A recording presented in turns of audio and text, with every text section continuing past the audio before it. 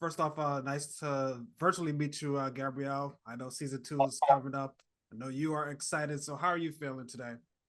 I feel great. I'm excited to speak with you about season two. I mean, it's getting really close to the release. So, it's always a little nervous when season two of a project comes out because you hope people that love it as much as you do. But I'm excited. I'm thrilled.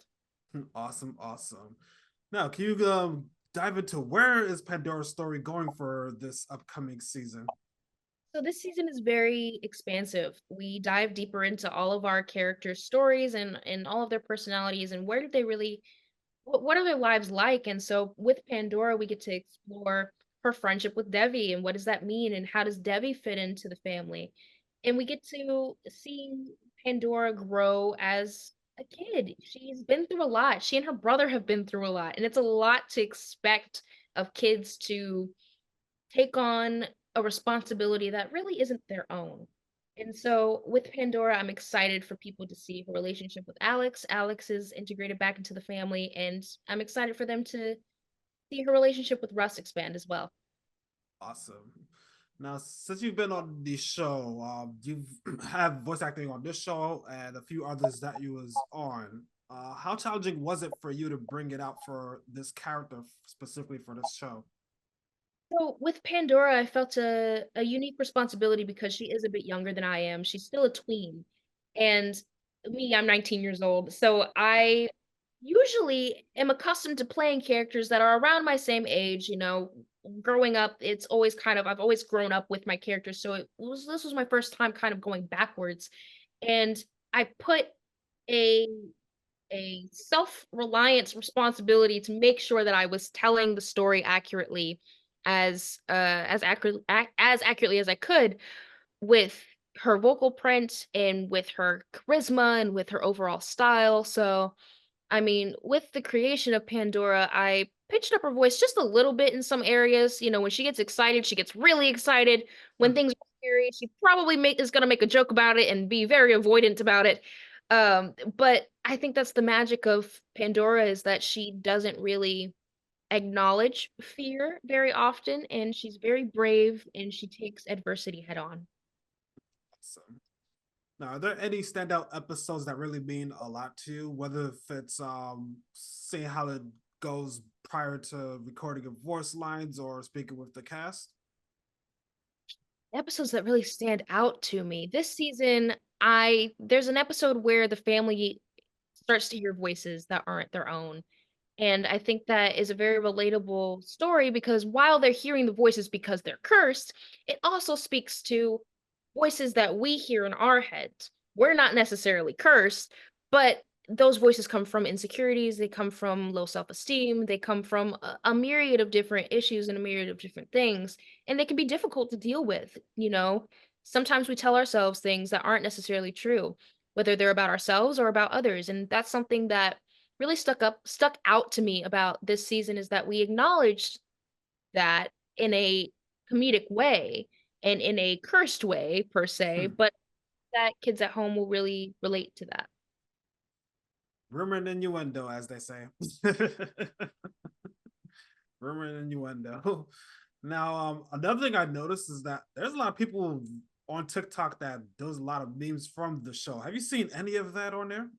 No, I haven't. Really? It's a lot on there. I'm gonna have to check that out. Yeah, I'm surprised because you have a lot of followers on TikTok. I thought for a second you knew that already.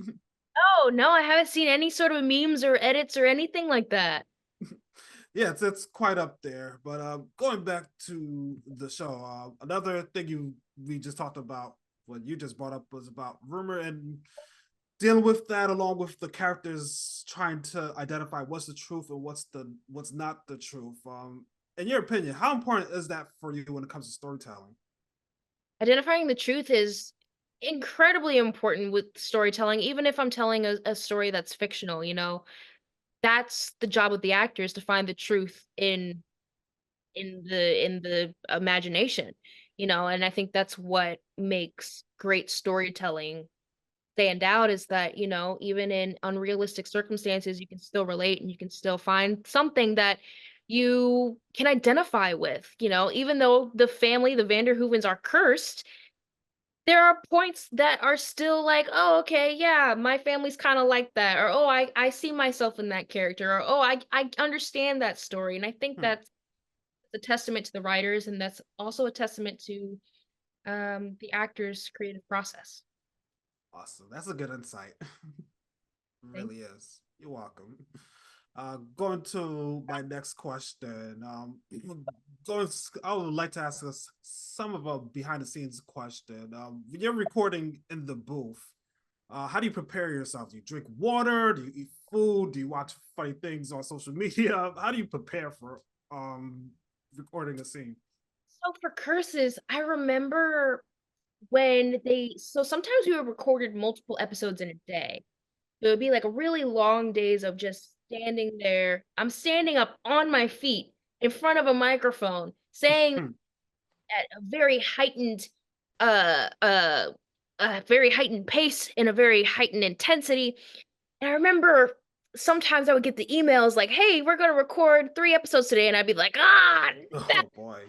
because a lot on my voice." But as far as like preparation was concerned, I knew to have my water. I knew to have on my comfy shoes. And I knew to also ask for breaks if I needed them because, I'm putting my all into every take. And sometimes we're doing lines three, four, five, 6 times to try and get the right intention for the emotion. So I knew to become comfortable with asking for breaks, even though it was rare. Kind of stepping out of my, I have to get this done right now and I have to breaks. I'm also human. So I think that's something that I learned through the process of recording curses was um it's okay to take care of yourself. That is true. And my final one for you, given that the show's out in October, and October is usually a horror-filled month, and I'm a horror fan myself. Are there any horror movies or horror TV shows that you like? So I'm a chicken. I Really? somebody goes boo, I jump out of my skin. But I know growing up, I really loved Gravity Falls because while it wasn't necessarily horror, it was more mystery. That freaked me out as a kid. Goosebumps freaked me out as a kid. And, translating into my young adult life, I'm very slow to put horror into my body and into my soul and into my mind just because I it's very difficult for me to get rid of it. Once, I watch something scary, it's like I'm up for a week and I can't sleep and I look like this at work and this mode. But being a part of a horror project is 1,000,000% different than consuming one as a viewer. So I'm grateful for the opportunity to look at horror from a different perspective with curses because I know where all the jump scares are. I know where all the spooky leg up on everybody who's gonna watch it at home. So I'm good with watching curses because I lived creating the character and creating the story. Awesome. Thanks so much for your time, Gabrielle. Great speaking with you today. Thank you so much. So nice to meet you.